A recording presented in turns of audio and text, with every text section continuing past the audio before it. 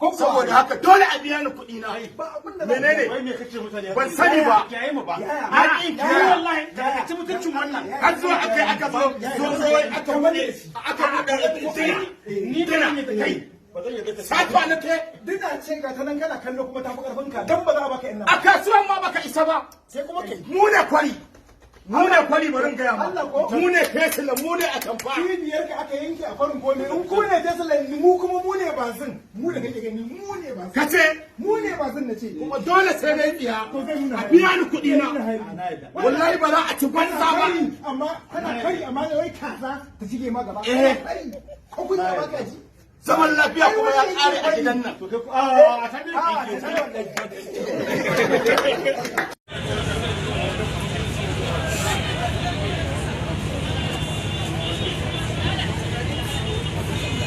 Allah ya isa, me kake ce mai? Me kuke tattaunawa?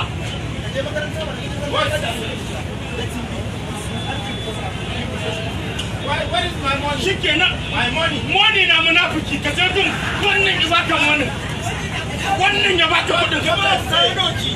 Ya zare wallahi. Kai ka zare. Na tafi ɗakin Allah ma sai an bi ni da masifa. Na tafi Saudiya ka kwace mun kwastoma. A nan baka bar ni ba a kasuwa. Kwastoma na masu kamun kaya 'yan China. Baka bar ni ba. Ka kashe ni ka huta.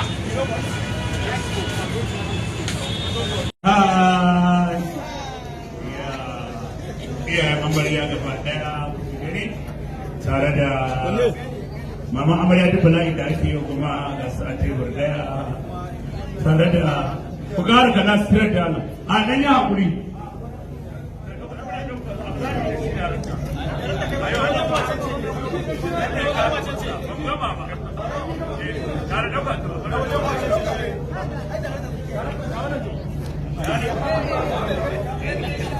Daga ƙarshe muna sanar da ku cewa wannan tasha taku ta zauren nishaɗin Kannywood ta fara kawo muku ƙayataccen series mai suna Rayuwa da Tarko wanda zai dinga zuwa muku duk ranar Litinin da misalin karfe 8 na dare. Kar ku sake a baku labari, ku kasance da mu. Mun gode.